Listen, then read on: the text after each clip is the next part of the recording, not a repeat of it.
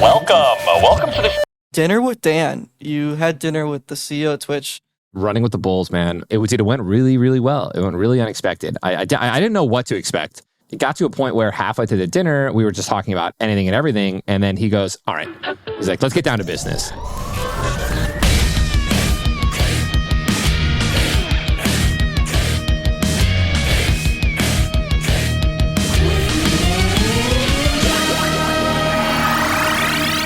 What's up, everyone? Ninja back at it with the white fans, dude. Back at it again. We got a special solo episode for you today.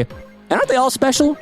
We're diving into a whole different gaming universe in this episode. We are talking about gaming outside Fortnite, from Digimon to the Detroit Lions and whatever else might pop up. It is all about what I've been playing off stream or secretly on stream, what I'm loving and what I'm looking forward to. Let's get into it. Welcome to the show.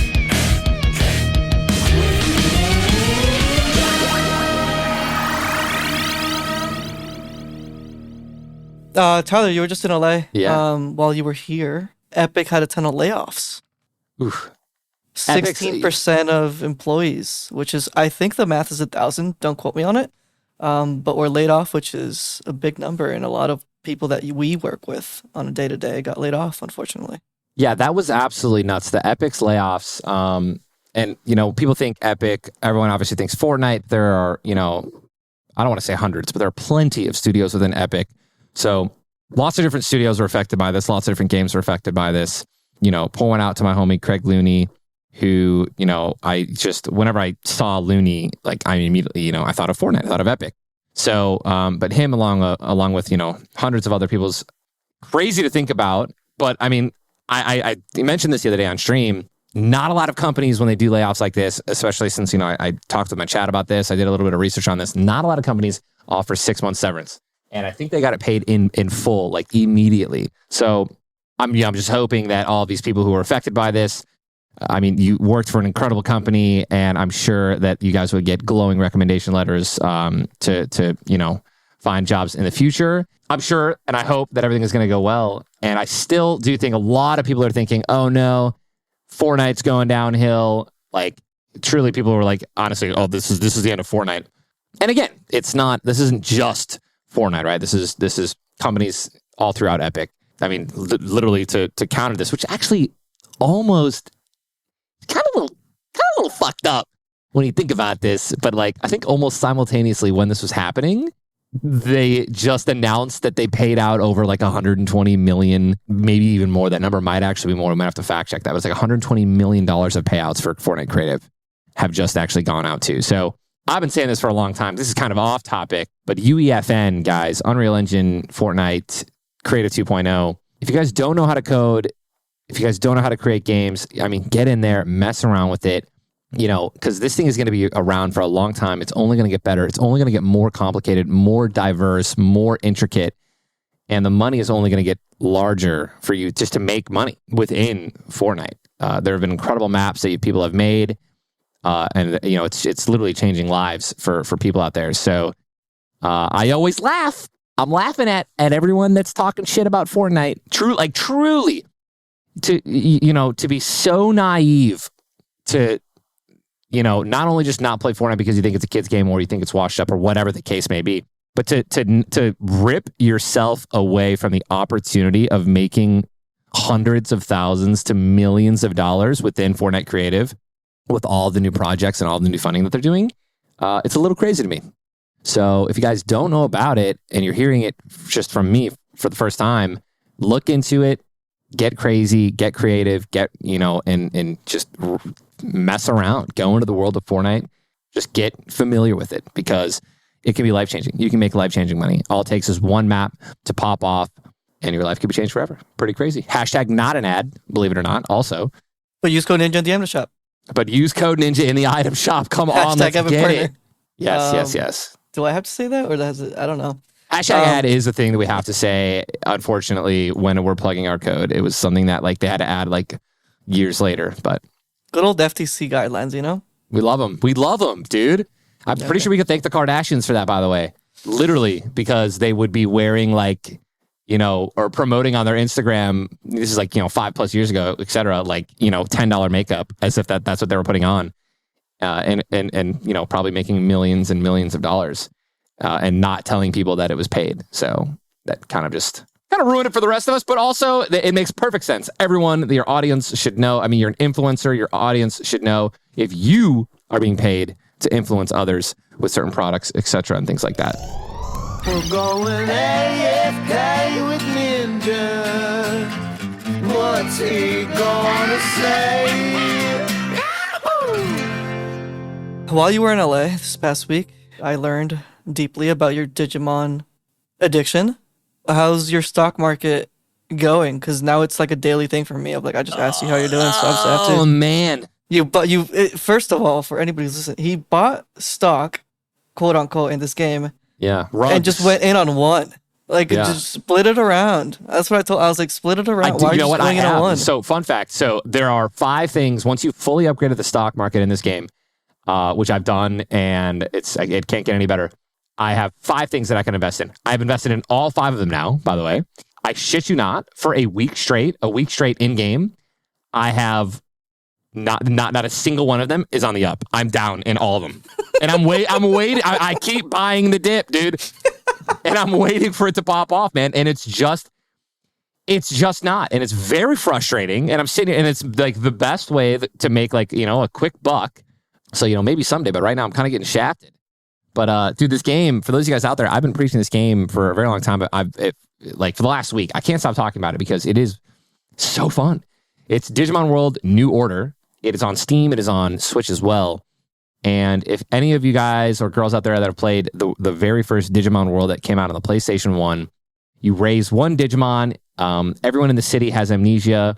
Like, all the Digimon left the city. They don't know why. They don't remember anything. And it's your job to raise your Digimon up and train him, feed him, go out and fight, search, discover, and bring Digimon back into the city. As you bring Digimon back into the city, you get different food, and your city grows, and it literally grows inside, and it changes the shapes, and there's you get different items in your city, then you can grow different things in your city, and then you can an arena opens up in your city, and you can fight other Digimon. I mean, it's so cool, dude. I've been saying it's like a hybrid of Fae Farm, Stardew Valley, meets freaking Animal Crossing. It's just so dope. So much fun. I'm playing. I think I've logged 80 hours into it now in a week.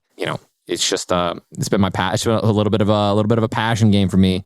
Bro, that is double a full-time job. Just want to. Yeah, 80 hours away. Well, dude, I had the 4-hour flight. I mean, so here 8 hours of that was just flying from to and from LA.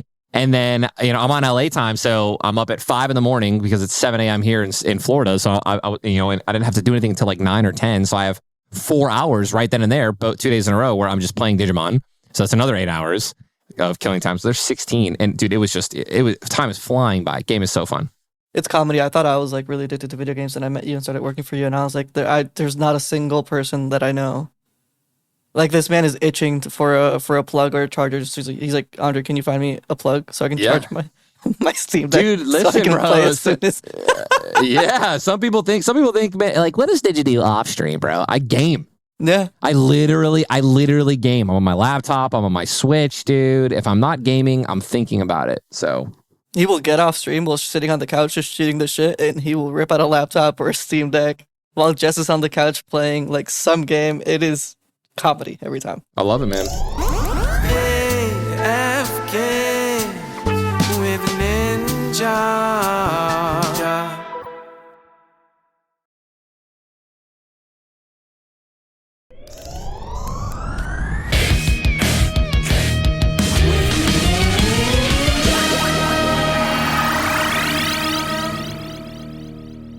Lions. While you were also in LA, the Lions. I don't know much about football, so you thought I was kidding, and you talked about it on a different podcast this past week. But I was like, yeah, I mean, Jared Goff just threw an interception, essentially. Yeah. So let me set the tone, dude. Let me set the scene. So I'm sitting here on set filming something for Epic. I can't talk about what it is, but I was filming something with Epic about Fortnite. Super, super cool. I'm really excited about it. More news in the future, but I'm sitting there and I'm about to film this commercial, and like the Lions game is just starting. So I have Amazon Prime Video up on my phone. I have the game ready to go. The Lions get the ball, and I have to go. Like the second the game is about to start, like kickoff, boom, I have to hand the phone over to Andre and run over and start filming. We do 2 or 3 takes, and within 2 minutes, I look over at Andre. We have like a 10-second break. I'm like, Andre, update. And he just goes, Goff threw an interception. And I'm like, dude, you're fucking with me. Stop. I'm like, seriously. And he's like, yeah, no, Goff just threw a pick. Lions threw an interception. Packers have the ball. I'm like, stop. Like, all right, haha, it wasn't funny the first time. And he's like, no, Goff threw an interception. And then, dude, he just kept saying it over and over again in the most monotone voice. And I'm just like, dude, I think he's fucking telling the truth. And Goff did throw an interception. But it didn't matter, Andre, because we clutched up and we dominated the Green Bay Packers. We are fucking real. We are absolutely real this year. The Lions, man, I mean, Detroit, who would have thought? Not me.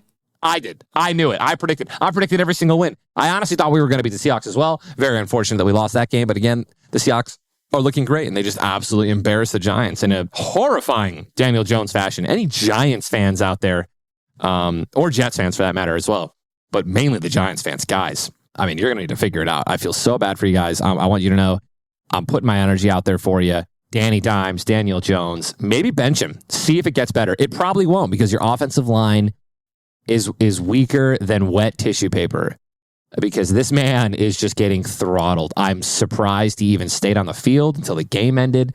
11 sacks. Like Troy Aikman was literally talking about how his worst game was 11 sacks. And then we witnessed Daniel Jones getting sacked 11 times right in front of our eyes.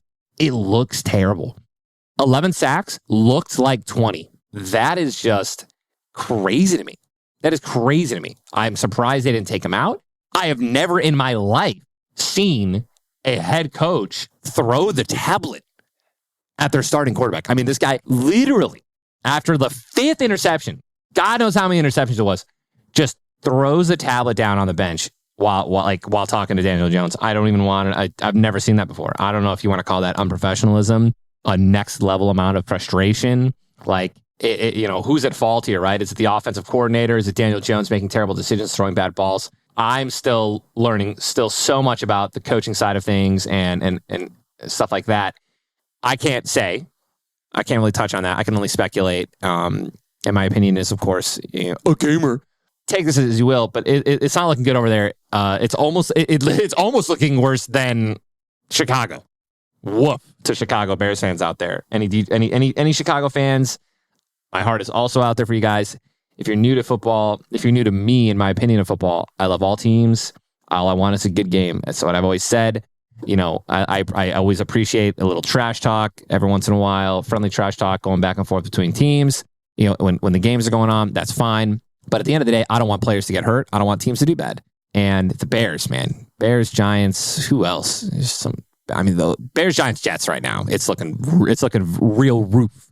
But the Zach Wilson had a little bit of a game. I don't want to talk too much about sports because I have a sports show as well that I do with my brothers every Wednesday night at 8 on my stream. So we'll kind of wrap this little segment up here. But yeah, I mean, the Jets, Zach Wilson looked like he's getting real comfortable. So I'm excited to see how he does. And if Aaron Rodgers can continue to inject, life-changing medicine into his leg and be out there in the next week, who knows? Is your dad de-dusting his old Lions jerseys? Yeah, I texted my dad. I don't know if he was a little drunk after the terrible Bears loss, but he sent all of us a text and said, "This might be the year I come back." And because for those of you who don't know, we were born in Detroit. That's why my brother was a Lions fan, because he was the oldest, John. He saw my dad be a Lions fan, and then he was old enough to like start thinking for himself. So then he stayed a Lions fan. My dad was like, "Screw this. The Lions are a trash organization." Jumped ship. He jumped ship, and rightfully so. He was a fan for a very long time. So he switched to the Bears because we had lived in Illinois then, because we moved to Chicago and lived in Illinois for 20 some years. Fast forward, I'm a Lions fan now because John got me into it. John got Chris into it. So now we're all Lions fans, and my dad has had enough of the Bears, and the Lions actually look like they got their shit together from an organizational standpoint, which is, again, that was the reason my dad left. It wasn't that the Lions sucked. It was that, he just thought they were being ran into the ground by terrible coaching, the GM, the owners, etc. And now things are changing, and there's a real change in Detroit. So he texted us jokingly and said, I think this might be the year I come back. And then I called him the other day and he said, don't tell your brothers, but I already ordered a jersey. Let's go. So come on, baby. Let's go, Dad. Let's go, Chuck.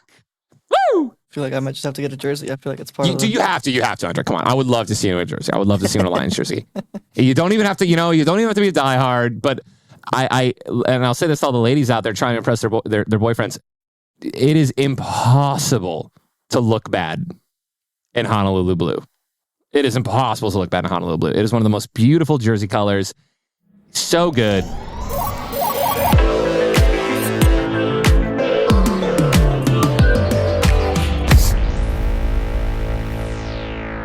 right, let's keep on rolling. Let's keep on keeping on, brother.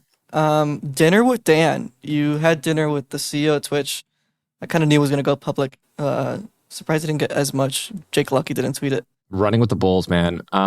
Dude, yeah. So Jess and I, we got reached out to by Dan and his team, and they were interested in seeing if we were available for dinner. And it was one of those things where, we just we definitely had to. We were very interested. It was just pure curiosity, right? Like just super, super curious. Like, what could this be? Why would he want it? Why? Like, what are the conversations going to be about? We had no idea.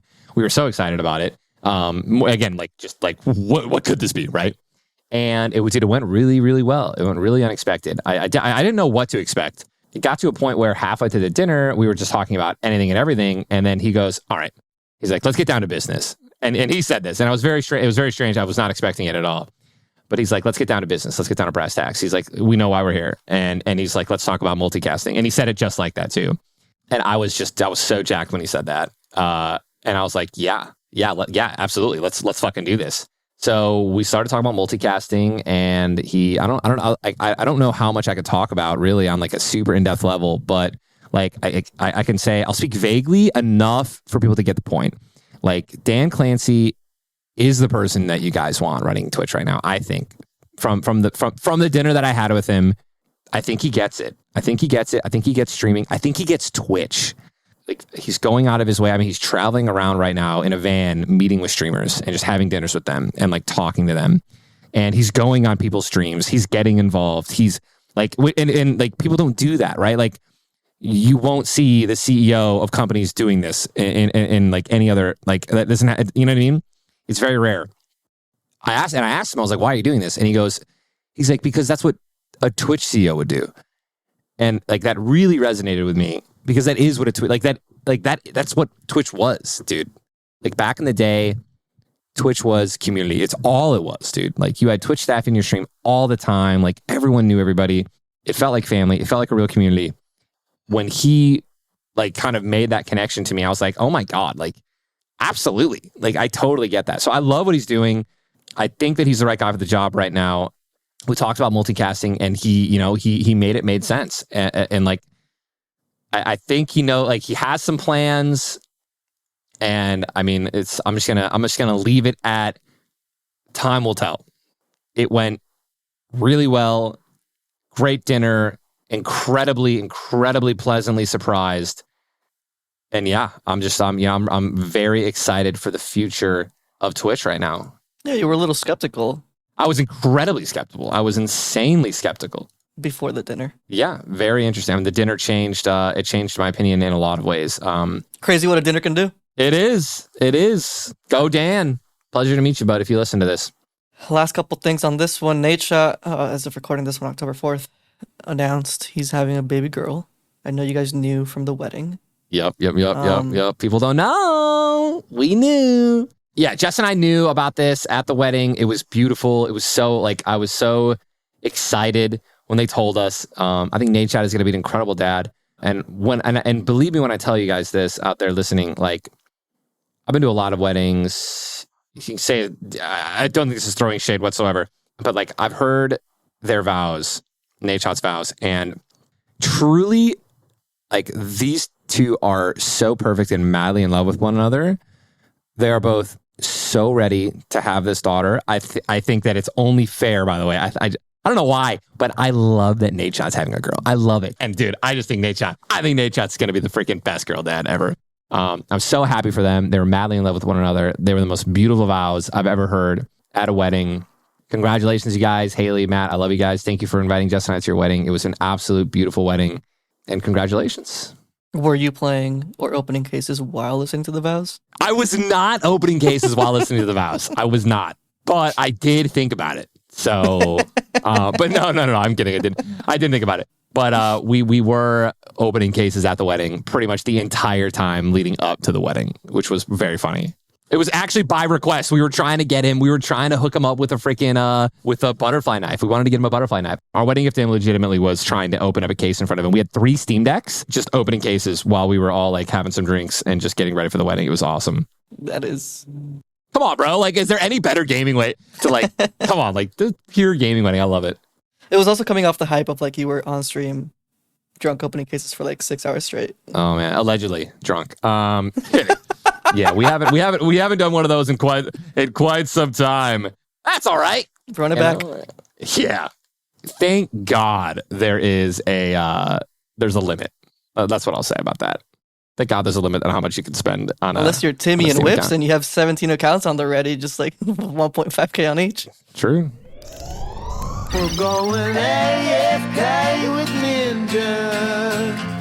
What's he gonna say?